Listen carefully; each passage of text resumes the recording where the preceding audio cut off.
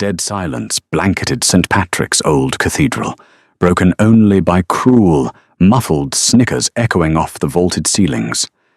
Beatrice Gallagher stood frozen at the altar in an ivory gown deliberately tailored 2 sizes too small.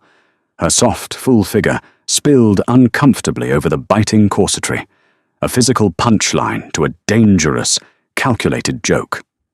Her father, head of the Irish syndicate, had sent his overweight, invisible daughter to marry New York's most ruthless mafia boss, fully expecting a bullet to sever their forced peace treaty.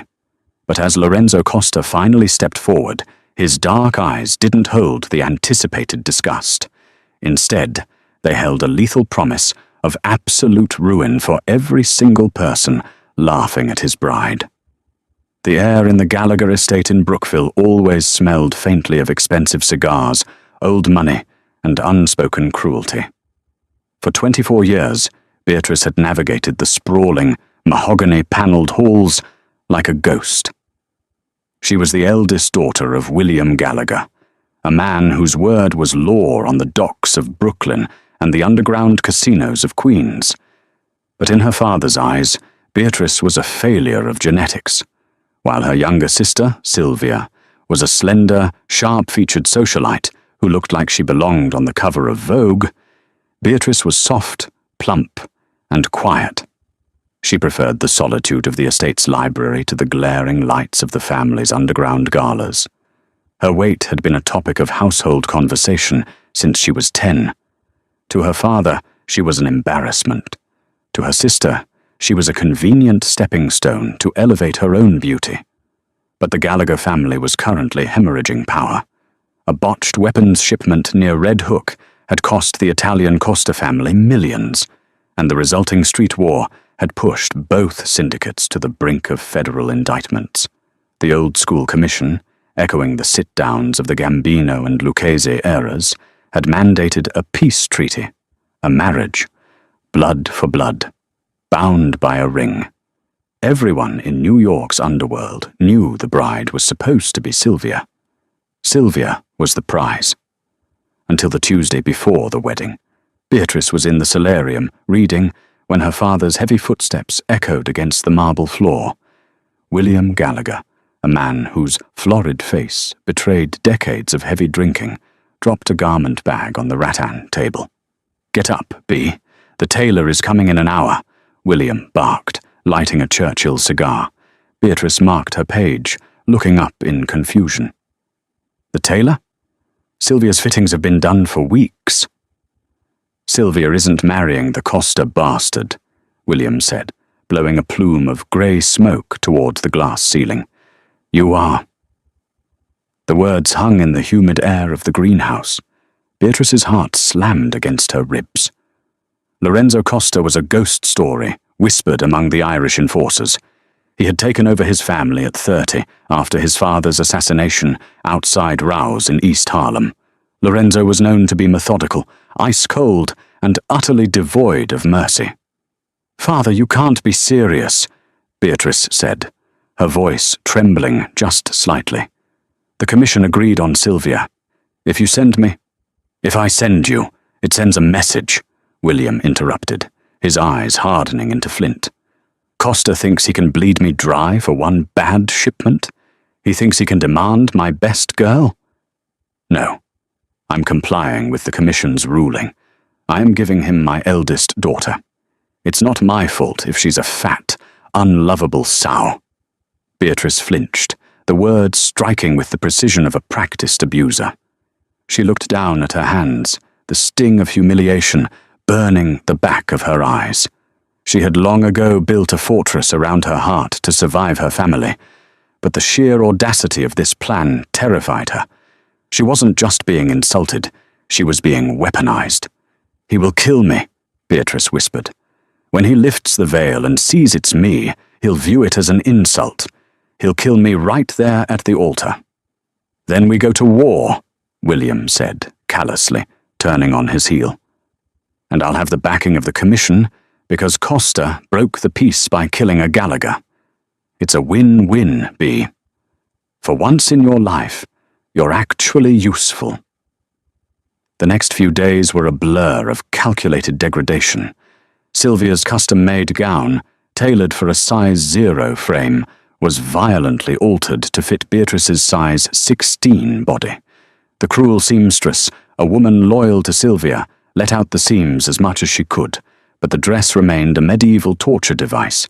It dug into her waist, flattened her chest painfully, and made every breath a shallow, agonizing gasp. On the morning of the wedding, Sylvia leaned against the doorframe of Beatrice's bedroom, sipping a mimosa. "You look like a stuffed sausage, Bea." Sylvia laughed, her eyes glittering with malicious delight. "Try not to sweat through the silk before you reach the altar. I hear Lorenzo is quite the aesthete. I give it 10 seconds before he walks out, or shoots you." Beatrice stared at her reflection in the antique floor mirror. Her dark hair was pinned up intricately, her hazel eyes large and terrified beneath the heavy lace veil. The dress was a disaster. It clung to her stomach and hips in all the wrong ways, the fabric straining visibly at the zipper. She looked exactly as her father intended, like a joke, a massive, humiliating middle finger to the most dangerous man in New York. She didn't cry. Crying would give them what they wanted. Instead, Beatrice took a shallow breath against the biting corset, lifted her chin, and prepared to walk to her own execution. St. Patrick's Old Cathedral in Lower Manhattan was packed to the gills with the most lethal men and women on the eastern seaboard. The tension in the nave was thick enough to choke on. On the left sat the Irish, William Gallagher's lieutenants, captains and political pawns, all wearing smug, knowing expressions. On the right sat the Italians, the Costa family, clad in immaculate, dark tailoring, their faces stony and expecting the arrival of the beautiful Sylvia Gallagher. The heavy oak doors groaned open. The organist struck the first heavy chords of the bridal chorus. Beatrice stepped into the threshold, her hand resting lightly on her father's rigid arm. The reaction was instantaneous. The collective intake of breath from the right side of the aisle was audible over the music. It was followed immediately by a low, dangerous murmur that swept through the pews like a lit fuse. "Who is that?" "That's not Sylvia. Look at her. The dress is splitting. It's an insult. Gallagher is mocking us." Beatrice kept her eyes locked dead ahead. Her face burned with the heat of 1,000 humiliating stares. Every step was agony, both physically from the suffocating dress and mentally from the sheer weight of the room's hostility. She could feel the men on the Costa side shifting in their seats, hands discreetly moving toward the inside breasts of their jackets. At the end of the long, velvet-carpeted aisle stood Lorenzo Costa. He was taller than she expected, broad-shouldered and imposing in a charcoal brioni suit that fit him with lethal perfection. His face was a mask of aristocratic angles, high cheekbones, a sharp jawline, and eyes as dark and unfathomable as an ocean trench. Beside him, his underboss, a scarred man named Glens the Razor Santoro, leaned in. "Boss," Glens hissed, his voice carrying in the cavernous quiet. "It's a trick. He sent the fat one. Say the word and we paint these walls red." Beatrice's breath hitched. She stopped walking, freezing just 10 feet from the altar. Her father yanked her arm roughly, trying to pull her forward, but her feet were glued to the floor. She looked at Lorenzo, bracing herself for the disgust, for the outrage, for the signal that would turn the cathedral into a slaughterhouse. Lorenzo's dark eyes swept over her. He took in the straining fabric of the dress, the flush of shame on her cheeks, the trembling of her hands, and the cruel, triumphant smirk on William Gallagher's face. Lorenzo didn't reach for a weapon. He didn't shout. Instead, he stepped down from the altar, closing the distance between them. The cathedral fell into a terrifying, breathless silence. William Gallagher let go of Beatrice's arm, stepping back instinctively as Lorenzo approached. "William," Lorenzo said, his voice a low, smooth baritone that echoed with absolute authority. "You seem to have forgotten how to treat a bride on her wedding day. You're gripping her like a hostage." William puffed out his chest, trying to maintain his bravado. "She's all yours, Costa, per the commission's agreement. A Gallagher daughter for a Costa son." Lorenzo ignored the older man completely. He stopped right in front of Beatrice. Up close, he smelled of cedarwood, expensive bergamot, and a faint, metallic hint of danger. He raised a large, calloused hand and gently lifted the heavy lace veil from her face. Beatrice squeezed her eyes shut, unable to bear the pity or revulsion she was certain to find in his gaze. "Look at me," he commanded softly. She opened her hazel eyes. Lorenzo was staring intently at her face, completely ignoring her body, ignoring the disastrous dress. "What is your name?" he asked. "Beatrice," she whispered, her voice cracking. Lorenzo turned his head slightly toward his underboss. "Glenn's. Sit down. We are having a wedding." A shocked gasp rippled through the Gallagher side. William's smug smile instantly vanished, replaced by a deep, panicked confusion. This wasn't the script. Lorenzo was supposed to reject her. "Costa, wait a minute," William started, stepping forward. Lorenzo snapped his gaze to William, and the sheer violence in his eyes made the older man freeze. "You delivered my bride, Gallagher. Your role in this ceremony is over. Sit in your pew, or I will have Glenn's nail your feet to it." The Irish boss turned pale, swallowing hard before retreating to the front row. Lorenzo turned back to Beatrice. He offered her his arm. "Walk with me, Beatrice."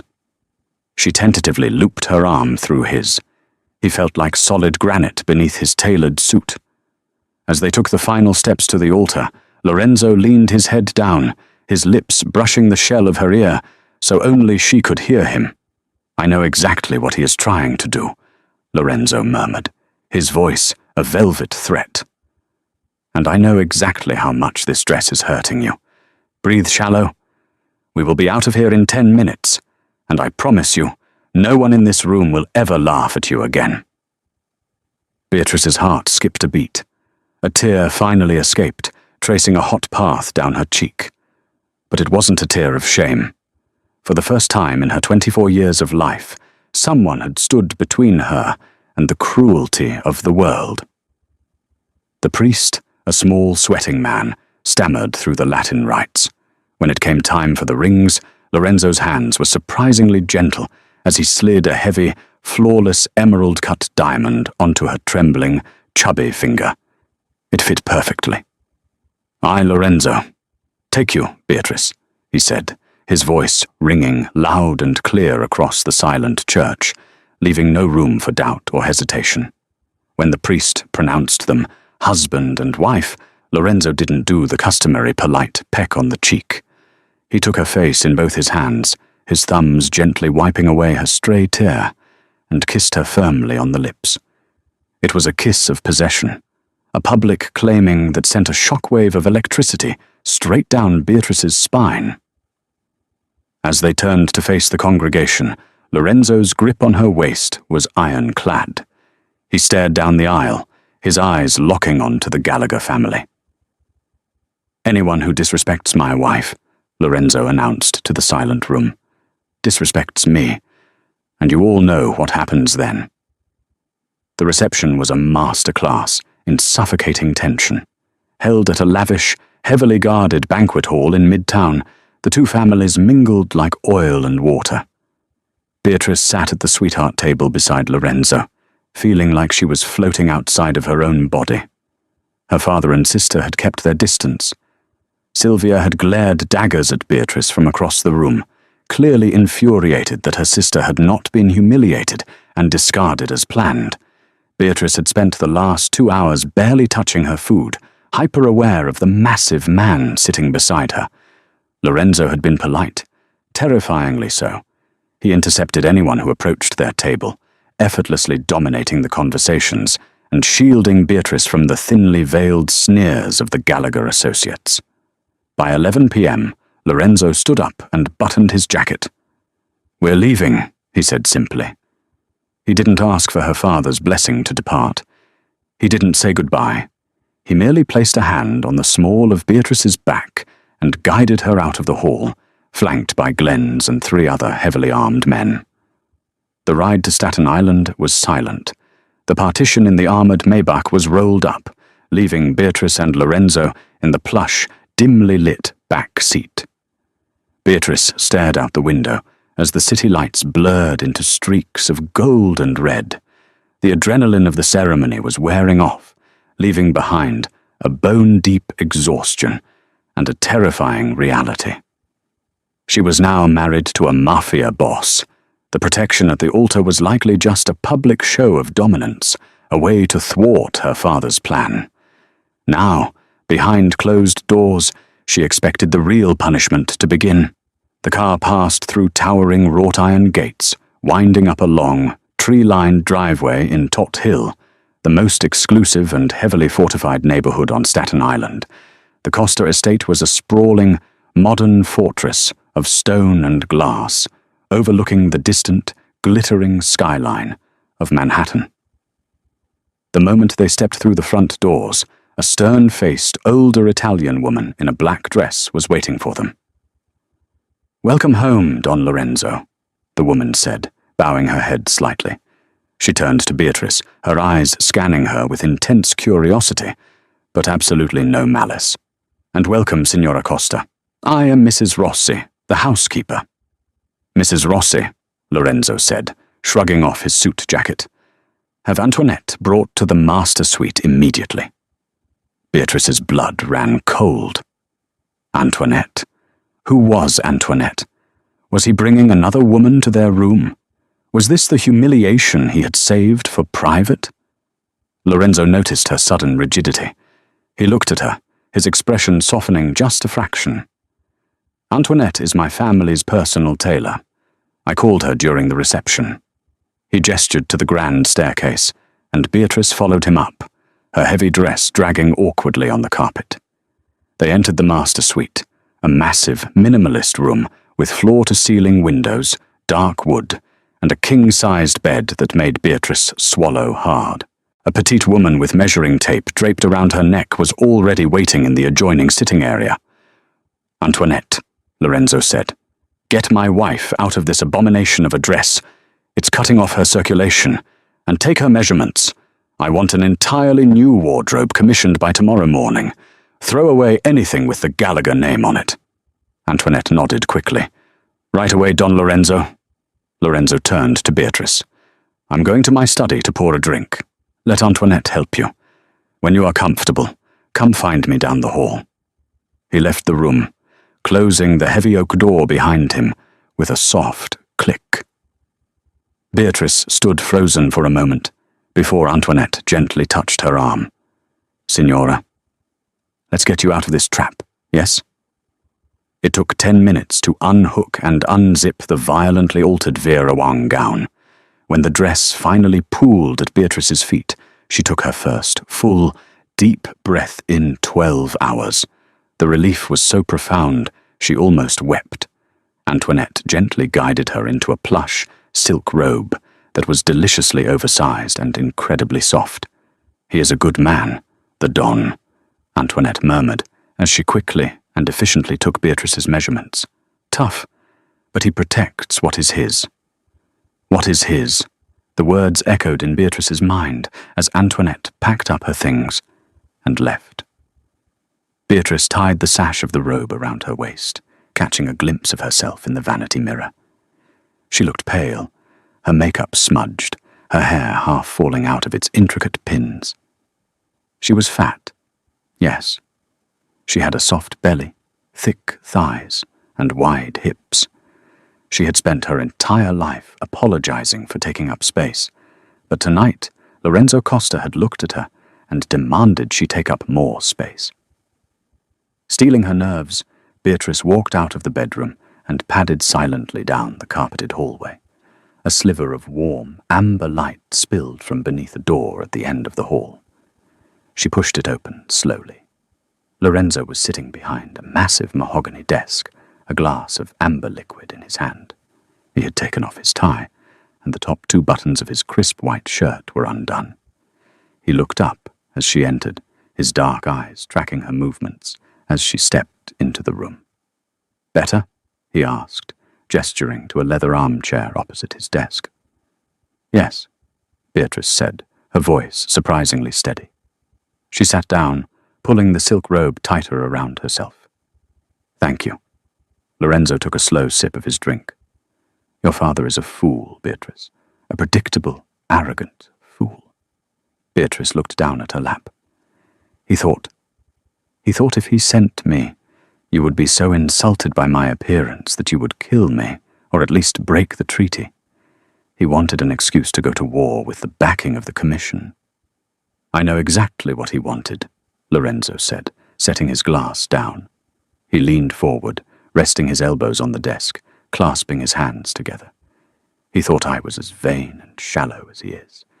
He thought I wanted a vapid, sharp-tongued trophy like your sister to sit on my arm. Beatrice looked up, surprised by the venom in his voice when he mentioned Sylvia. You know Sylvia? I know of her, and I know of you, Lorenzo said, his gaze locking onto hers. It was a piercing look, stripping away all her defenses. Did you think I run the most powerful family in this city without doing my research? Beatrice blinked. Research? On me? 6 months ago, at the mayor's charity gala at the Plaza Hotel, Lorenzo said quietly. Your father was busy drinking himself into a stupor at the bar. Your sister was flirting with a federal prosecutor. And you were sitting in the corner, successfully negotiating a quiet side deal with the union boss for the docks, a deal your father later took credit for. Beatrice's jaw dropped. She had no idea anyone had been watching her that night. She had merely been doing what she always did, cleaning up her family's messes from the shadows because her father was too incompetent to do it himself. You're the brains of the Gallagher operation, Beatrice, Lorenzo stating a fact rather than a compliment. Your father is too blinded by his own prejudice to see it. He looks at you and sees a weight problem. I look at you and see the only person in the Gallagher family who actually understands how to run an empire. Beatrice's chest tightened. She didn't know how to process this. For years she had been told she was worthless. Now, the most dangerous man in the city was looking at her as if she were a queen. So, Beatrice started, trying to find her footing. You didn't just accept me to spite my father? Lorenzo stood up from his desk and walked around it, leaning against the edge right in front of her.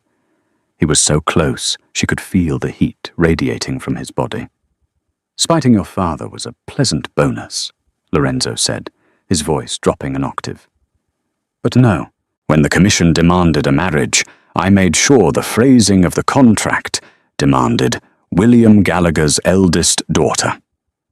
Your father, in his infinite stupidity, thought I meant Sylvia, because he doesn't even consider you a person. He thought he was pulling a fast one on me today by swapping you in. Lorenzo reached out, his long fingers gently brushing a loose strand of dark hair behind Beatrice's ear. The touch was so gentle, so reverent, it made her breath hitch. He didn't trick me, Maya Cara, Lorenzo whispered fiercely. I orchestrated it. I wanted you. Beatrice stared up at him, her heart hammering wildly against her ribs. Why? Because a king needs a queen who can actually rule, Lorenzo said, his thumb grazing her jawline. Not a porcelain doll who breaks at the first sign of pressure. Your family has treated you like dirt, Beatrice. They sent you here to die. But they made a fatal mistake. What mistake? She breathed. Lorenzo's eyes darkened with a terrifying, thrilling promise of violence and devotion. They gave you to me. And now, together, we are going to dismantle the Gallagher family brick by brick, and we are going to make them beg for your forgiveness before we burn them to the ground. The morning sun filtered through the sheer curtains of the master suite, casting long, golden shadows across the Egyptian cotton sheets. For the first time in her life, Beatrice woke up feeling safe. She shifted under the heavy duvet, her hand brushing against the empty, still warm space beside her. Lorenzo was already up. When she walked into the adjoining dressing room, she stopped dead in her tracks. The barren racks from the night before were now filled. Antoinette had worked a miracle overnight. Row upon row of bespoke clothing hung neatly. Cashmere sweaters in deep emeralds and rich burgundies, tailored slacks cut to accommodate her hips, silk blouses, and structured blazers that didn't pinch or squeeze. On a velvet ottoman sat 3 pairs of custom Christian Louboutin heels and several boxes of imported Italian lingerie. There was a small, heavy card resting on a vanity tray. The handwriting was sharp and aggressively elegant. For my wife. Wear the emerald green. Come down to the study when you are ready. L. Beatrice traced the sharp ink of the L. A slow, unfamiliar warmth spread through her chest. It wasn't just the clothes. It was the fact that he had paid attention.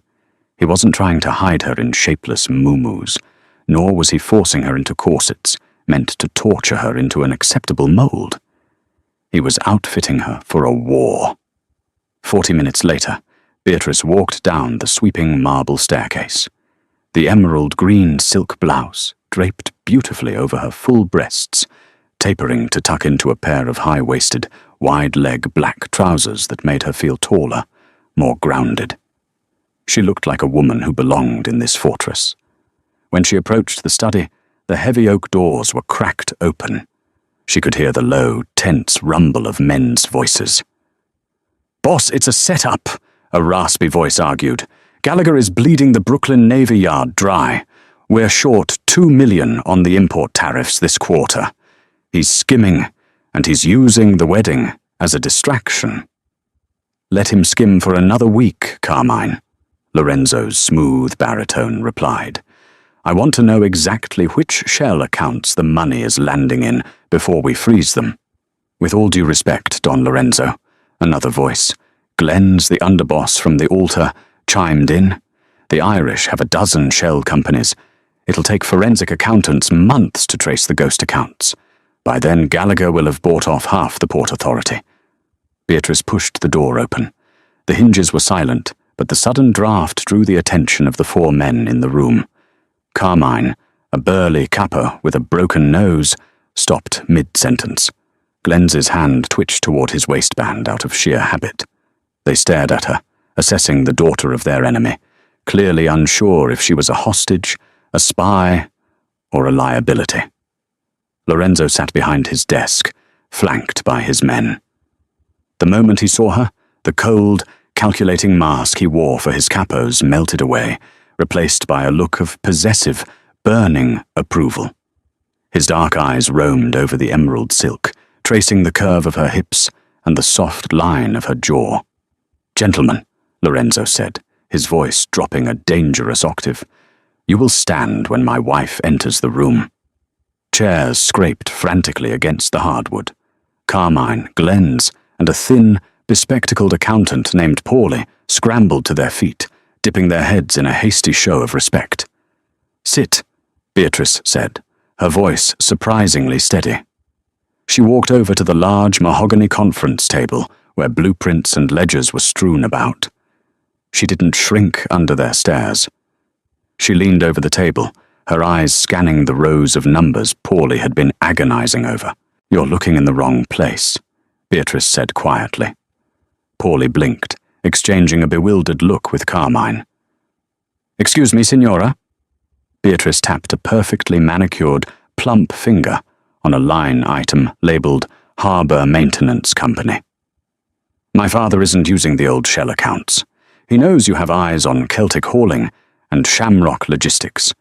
6 months ago, my sister Sylvia started dating a junior executive at a maritime sanitation firm based out of Hoboken." She looked up, meeting Lorenzo's gaze. He was watching her with the rapt attention of a predator who had just realized his mate was equally lethal. "The firm is called Apex Waterways," Beatrice continued, turning back to the capos. "My father routes the skimmed tariff money through their payroll as phantom contractor fees. Then it gets funneled into a trust fund under my late mother's maiden name in the Caymans. Account number ends in 4409. I have the routing numbers memorized. Silence fell over the study, the kind of heavy, suffocating silence that follows a bomb detonation. Glenn's jaw slackened. Carmine stared at Beatrice as if she had just grown a second head. Paulie scrambled to pull out his encrypted tablet, his fingers flying across the screen. "Holy Mother of God," Paulie whispered, staring at his screen. "She's right. Boss, it's all here. Millions. It's been moving right under our noses." Carmine looked at Beatrice, the skepticism entirely gone from his eyes, replaced by a profound, terrifying respect. "Signora Costa, how do you know this?" "Because my father can barely use a smartphone, let alone launder money," Beatrice said, a bitter smile touching her lips. "I spent the last 5 years balancing his books to keep the feds off our doorstep. He thought I was just doing administrative busy work because I was too ugly to be put to use anywhere else." Lorenzo stood up. He walked slowly around the desk, his presence commanding the absolute attention of every man in the room. He stopped beside Beatrice, wrapping a heavy protective arm around her waist, pulling her soft curves flush against his hard side. "I told you all," Lorenzo murmured, his eyes locking onto Glenn's. "We didn't just gain a truce yesterday. We gained the keys to William Gallagher's kingdom." He pressed a kiss to her temple, ignoring the presence of his highest-ranking men. "Glenn's. Call our contacts at the SEC. Anonymously leak the Apex Waterways routing numbers. Let the federal government freeze Gallagher's hidden assets. I want him broke and panicking by Friday." "Yes, boss," Glenn's said, bowing his head to Lorenzo, and then, distinctly, bowing his head to Beatrice. "Yes, signora." As the men filed out of the room to execute the orders, Beatrice felt her knees tremble. The adrenaline was fading. She had just betrayed her blood. She had just signed her father's financial death warrant. Lorenzo felt her tremble. He turned her around, backing her gently against the edge of the desk. He gripped her waist, his thumbs tracing the soft flare of her hips. "Regrets, mia cara?" he asked softly. Beatrice looked up into his dark, fathomless eyes. "No. He sold me to the wolves. He just didn't realize the wolf would teach me how to bite." A slow, wicked smile spread across Lorenzo's aristocratic face. He leaned down, his lips brushing against hers in a tantalizing, agonizing tease. "You are magnificent," he breathed against her mouth, "every single inch of you." When he kissed her, it wasn't a public show of possession like at the altar. It was a private, consuming devotion. He didn't avoid her softness. He worshipped it. His hands tangled in her dark hair, pulling her closer until the memory of every insult she had ever endured burned away in the heat of his touch. By Friday, the New York underworld was in chaos. The federal raid on Apex Waterways made the front page of the Wall Street Journal. The feds froze nearly $60 million in illegal assets. William Gallagher's empire was suddenly starved of oxygen. Rumors swirled from the Bronx to the Battery that the Irish were missing payrolls for their enforcers. The Costa family, meanwhile, remained utterly silent. Lorenzo played the part of the newlywed, untouchable and unbothered, while his men quietly absorbed the territories Gallagher was losing his grip on. That evening, Lorenzo informed Beatrice they were going out. "We need to be seen," Lorenzo explained, as they rode in the back of the Maybach toward Manhattan. "The 5 families need to see that my house is in order, and that my wife is the undisputed queen of the Costa Syndicate."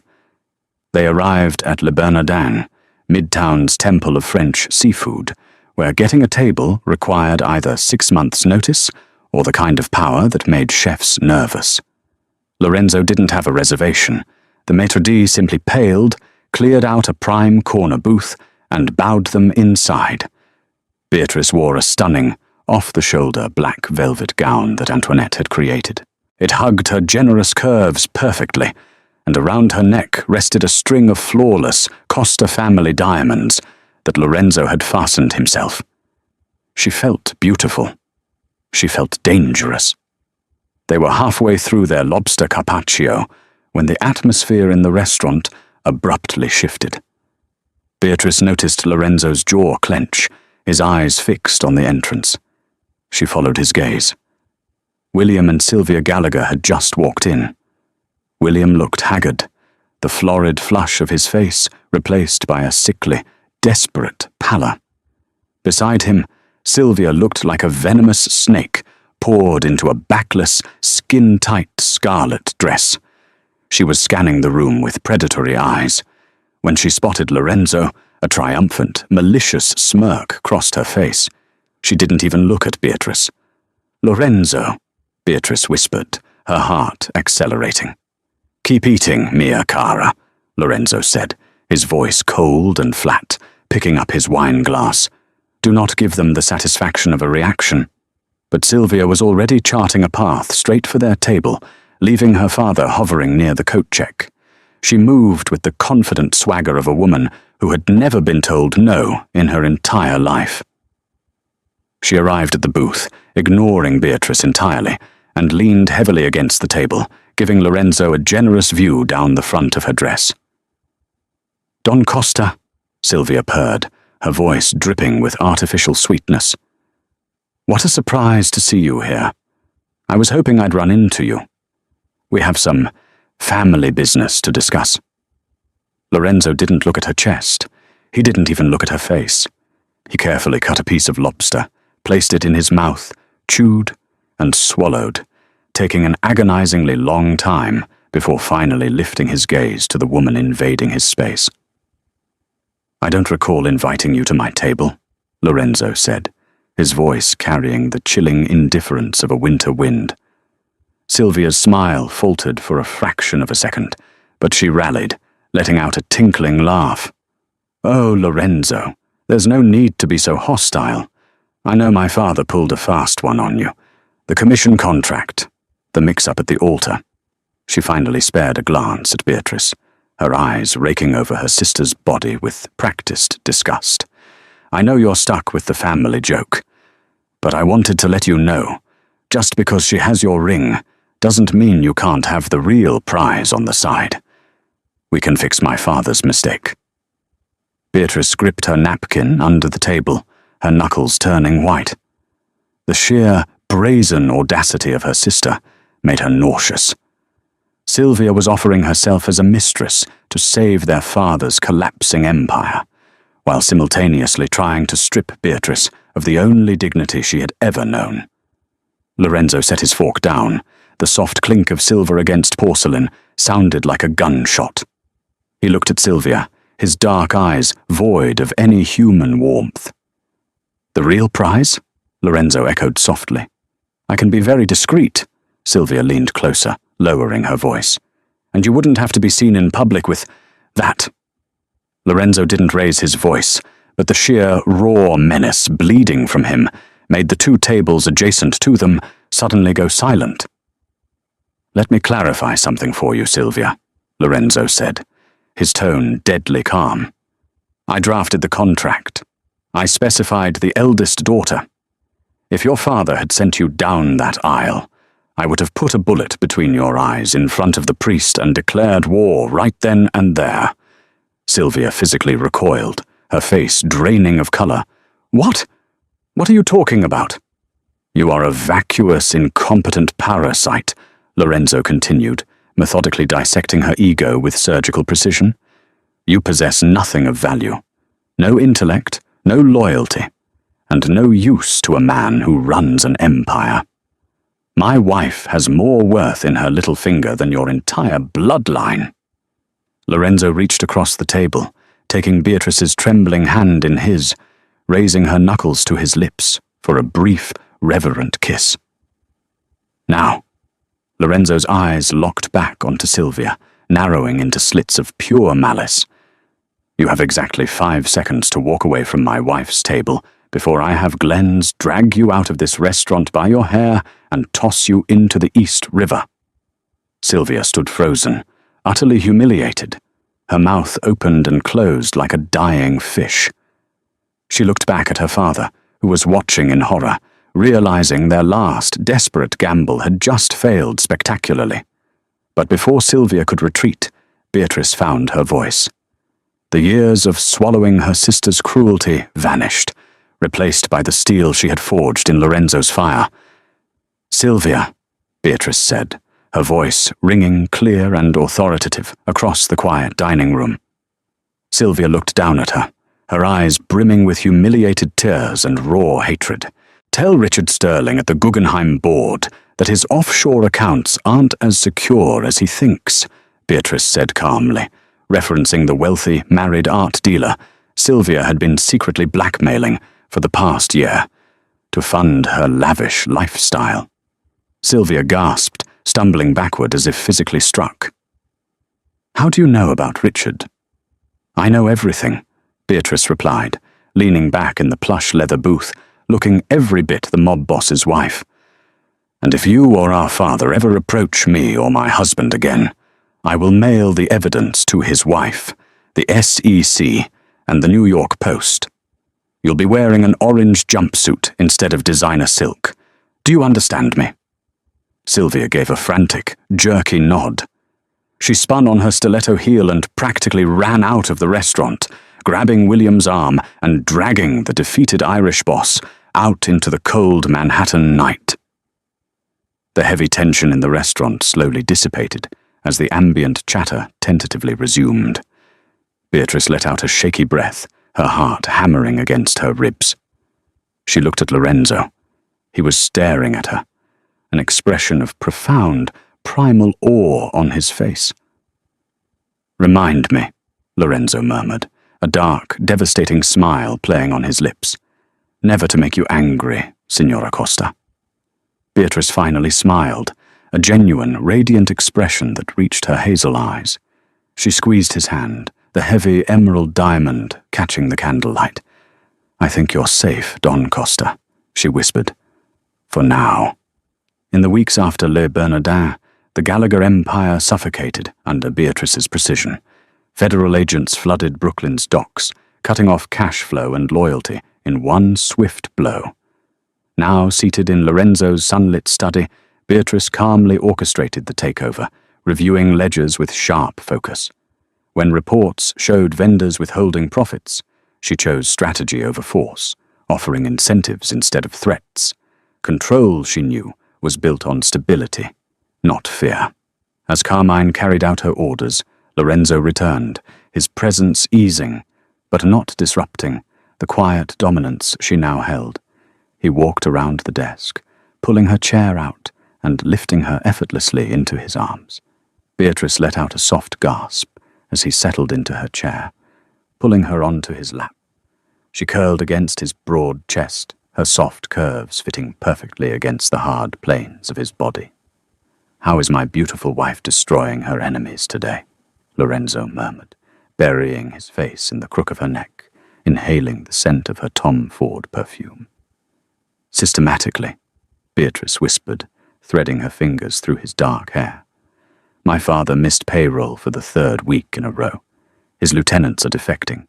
I give it 48 hours before he does something desperate." Lorenzo's hand slid up her thigh, his thumb drawing lazy circles on her skin. "I have men watching his estate in Brookville. If he sneezes, I know about it. He has no moves left, Mia Cara. You checkmated him the moment you exposed Apex Waterways. But a cornered rat is often the most dangerous." Later that evening, Lorenzo had to attend an emergency meeting in Manhattan regarding a sudden strike at the shipyard. He took Glenn's and 4 guards, leaving Beatrice at the Staten Island estate with Mrs. Rossi and a skeleton crew of 6 highly trained enforcers. The storm rolled in around 10 p.m., bringing driving rain that lashed against the floor-to-ceiling windows of the master suite. Beatrice was in the attached reading room, curled up on a velvet chaise lounge with the first edition of Wuthering Heights, a gift from Lorenzo. The first sign that something was wrong was the sudden, absolute darkness. The power grid for the entire Tot Hill estate flickered and died. The backup generators, which should have kicked on within 3 seconds, remained dead. Beatrice's heart slammed against her ribs. She set her book down slowly. The silence in the house was profound, broken only by the aggressive drumming of the rain. She slipped her feet into her slippers and crept to the door. "Mrs. Rossi?" Beatrice called out softly into the pitch-black hallway. There was no answer. Then she heard it. The muffled thwip of a silenced gunshot from the ground floor, followed by the heavy thud of a body hitting the marble foyer. Panic, icy and sharp, spiked in her veins. Her father hadn't tried to attack Lorenzo in the city. He had used the shipyard strike as a decoy to draw Lorenzo away, so he could strike at the estate. He had come for her. Beatrice didn't freeze. The years of hyper-vigilance, of surviving the psychological warfare of the Gallagher household, took over. She rushed back into the master suite and locked the heavy oak door, throwing the deadbolt. She ran to the bedside table, pulling open the bottom drawer.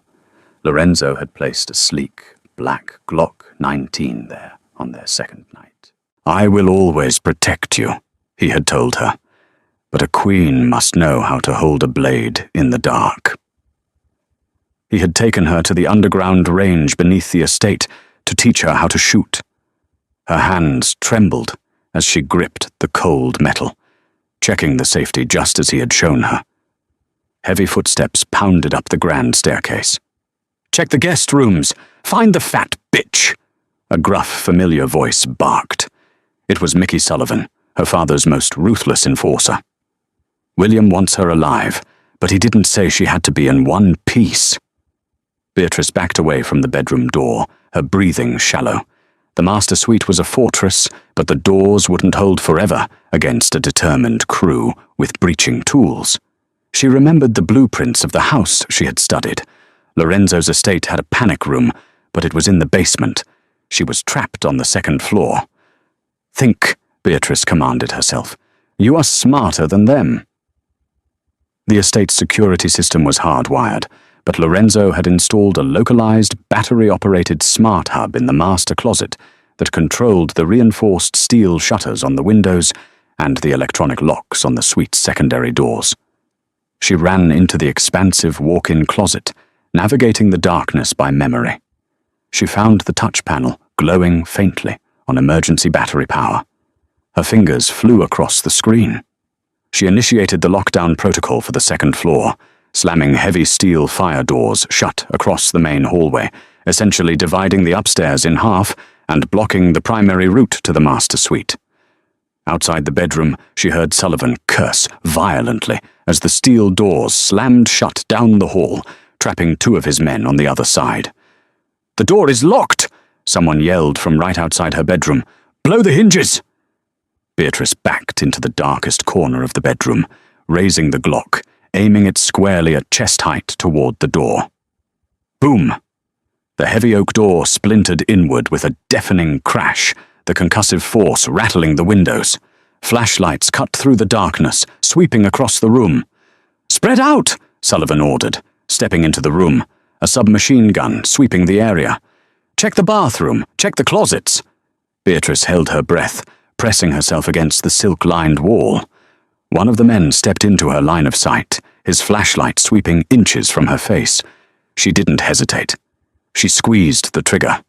The gunshot was deafening in the enclosed space. The man screamed, clutching his shoulder as he went down hard. "She's got a gun by the window!" Sullivan roared, turning his weapon. Before he could fire, a horrifying sound echoed from the front driveway. It was the screaming, tortured roar of a V12 engine pushed past its limits, followed by the screech of tires and the crash of the front gates being violently rammed open. Lorenzo had returned. The distraction was all Beatrice needed. She fired twice more in the dark, forcing Sullivan and the remaining men to dive for cover behind the heavy mahogany bed. Downstairs, all hell broke loose. The distinct, terrifying sound of automatic weapons fire erupted in the foyer. Lorenzo had not brought a peace delegation. He had brought a fully armed hit squad. The screams of the Irish enforcers echoed up the staircase, brutal and short-lived. Sullivan panicked. "Screw the boss's orders. Kill her and let's find a window," he shouted to his remaining man. He popped up from behind the bed, raising his gun toward Beatrice's corner. Before he could pull the trigger, the shattered remains of the bedroom door were kicked completely out of the frame. Lorenzo stood in the doorway, an absolute vision of vengeance. He was soaked in rain, his Brioni suit ruined, holding an assault rifle. His eyes were wild, scanning the room in the dark until they locked onto the muzzle flash of Sullivan's gun. Lorenzo didn't just shoot Sullivan. He emptied half a magazine into the enforcer, the sheer force throwing the man backward through the glass of the vanity mirror. The remaining Irish thug dropped his weapon instantly, falling to his knees and raising his hands in the dark. "Don't shoot! I surrender! I surrender!" The man sobbed. Lorenzo stepped into the room, ignoring the man completely. "Beatrice!" he roared, his voice cracking with a terror she had never heard from him before. "I'm here!" she gasped, stepping out of the shadows, her hands shaking so violently she dropped the Glock onto the carpet. Lorenzo dropped his rifle.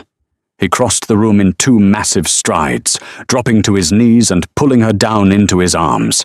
He crushed her against his chest, his hands frantically roaming over her soft body, checking for blood, for wounds, for any sign that they had hurt her. "Are you hit? Did they touch you?" he demanded, his breathing ragged, his face buried in her hair. "I'm okay. I'm okay," Beatrice sobbed, finally letting the adrenaline crash. She buried her face in his wet neck, clinging to his broad shoulders. "I shot one of them. The other one is surrendering."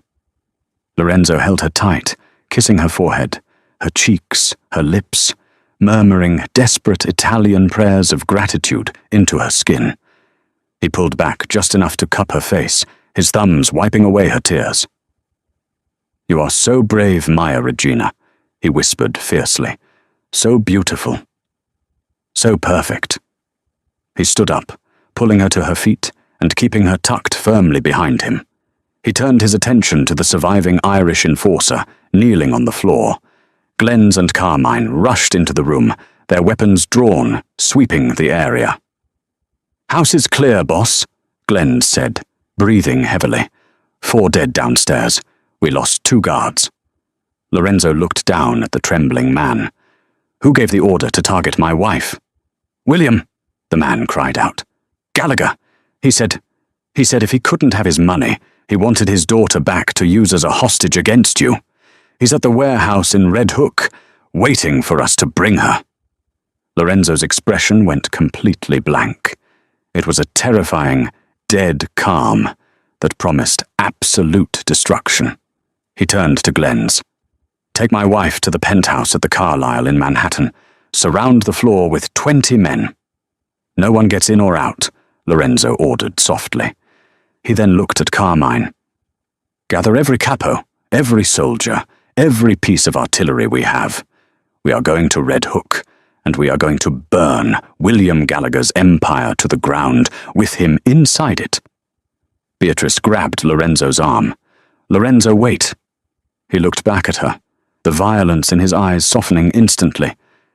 "He tried to take you from me, Beatrice. He dies tonight." "I know," Beatrice said, her voice steadying. She stood tall, refusing to shrink. "But a king doesn't clean up the garbage, and neither does a queen. You don't just kill him in the dark. You make an example of him in the light." Lorenzo paused, listening.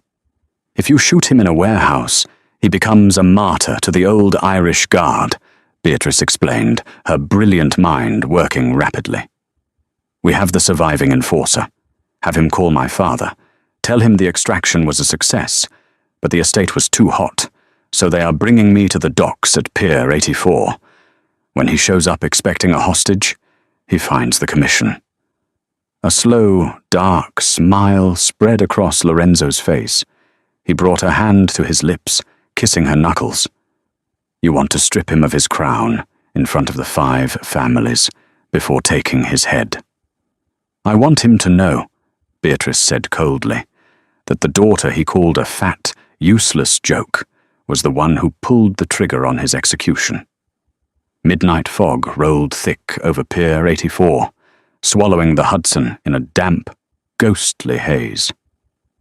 William Gallagher paced beside a rusted shipping container, his nerves fraying with every passing second. Sylvia stood close behind him, trembling in a silk nightgown hidden beneath a thin trench coat. He had brought her as insurance, paranoia disguised as protection. Headlights sliced through the fog. A black SUV came to a slow stop. William exhaled sharply, gripping his revolver. "When they bring her out," he muttered, "we take her back. 50 million by morning, or they get her in pieces." The doors opened, but it wasn't his men. 4 armed enforcers stepped out, rifles raised. Before William could react, floodlights erupted, turning night into blinding day. He staggered, shielding his eyes. Then he saw them, a semicircle of power, leaders of the 5 families, seated like silent judges. And at the center stood Lorenzo Costa.